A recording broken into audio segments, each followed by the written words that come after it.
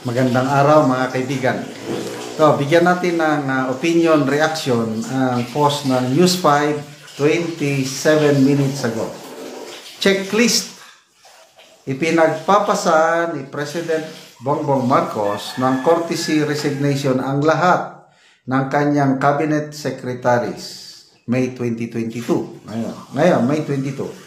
Sino-sino sa kanila ang check nakapagpabatid na ng kanilang pagbibitiw? Sino-sino rin ang hinihintay pa ang pahayag ng pagtugon sa panawagan ng Pangulo? As narito ang listahan as of 10:45 AM. Ano bang oras na ngayon? 11:16 na. So, as of 10:45, 15 na nabila kong may check. So, basahin ko ang mga nakapag-submit na or nag-pronounce na magsasubmit. Executive Secretary Lucas Bersamin, 1. Finance Secretary Ralph Recto, number 2. Interior Secretary John Vic Rimulya, 3. Agriculture Secretary Francisco Tio Laurel, 4. Panglima, Transportation Secretary Vince Dizon, 5. Budget Secretary Amina Pangandaman, 7. Tourism Secretary Cristina Frasco, 8.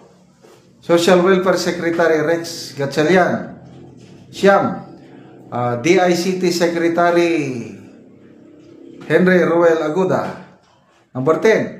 Migrant Workers Secretary Hans Leo Katdak, number 11. Economy Planning Development Secretary Arsenio Balikasan, number 12.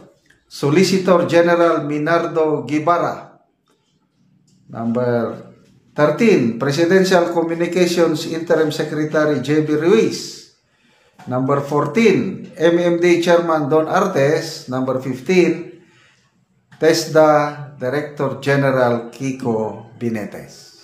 Okay. So ito yung words ng Pangulo. Those who have delivered and continue to deliver will be recognized. But we cannot afford to be complacent. The time for comfort zones is over. Ani Pangulong Marcos Jr. sa isang payag ngayong umaga para ayusin ang gobyerno sa naayon sa inaasahan ng mamamayan. Okay. So, himay-himayin natin sino-sino sa mga nag-resign na ang posibleng hindi na irerepa or pwedeng tanggapin. Kasi once nga tinanggap ang iyong courtesy resignation, wala na. Isa, Solicitor General Minardo Guibarra. Kasi,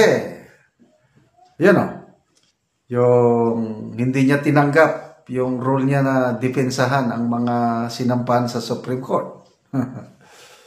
Tungkol sa pagkidnap kay PRRD. Pangalawa, siya ang nag-appeal doon sa acquittal ni Attorney Laila de Lima. Ako, opinion ko lang ito I might be wrong. Again, opinion lang ito. Yan. Solicitor Ibarra. Ito, si J.B. Ruiz, alanganin dito dahil may baggage Diba? May issue. Again sa kanya, kaupo pa lang yan, may issue. So, dalawa. Economy Planning NEDA, okay yan. Ito, Migrant Workers Kakdak. Dahil sa nangyari sa OWA, yung 1.4 billion peso land acquisition deal, baka maapektuhan din ito. So, 3 na. Ito,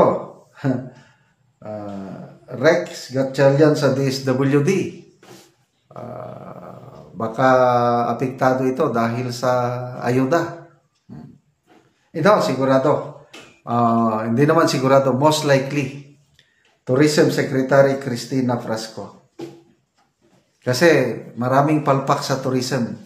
hindi natin namimit ang target natin sa tourism, sayang ang potential ng tourism. Kaya kung mayroong tatanggapin ng resignation, opinion ko lang ito, goodbye na, Secretary Prasco. Budget, Pangandaman, wala namang kasalanan si Secretary Amina Pangandaman. Ginagawa niyang trabaho niya. Pagdating sa Kongreso, yun, nawawala yung net. Kaya, I think, she will remain. Vince Dizon, he will remain. Maganda. Ako, ganahan ko itong si Vince Dizon. Kailangan yan. Agriculture Secretary Tiora Laurel, wala rin ito. Pwede nang palitan. Ralph Recto, posible rin ito. Tanggalin. Executive Secretary Lucas Bersamin, palagay ko mananatili kasi very loyal kay PBBM ito. Okay, so yan. So sino pang mga hinihintay? Marami pa.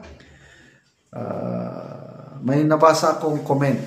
Sino pang post ni General Orlando De Leon.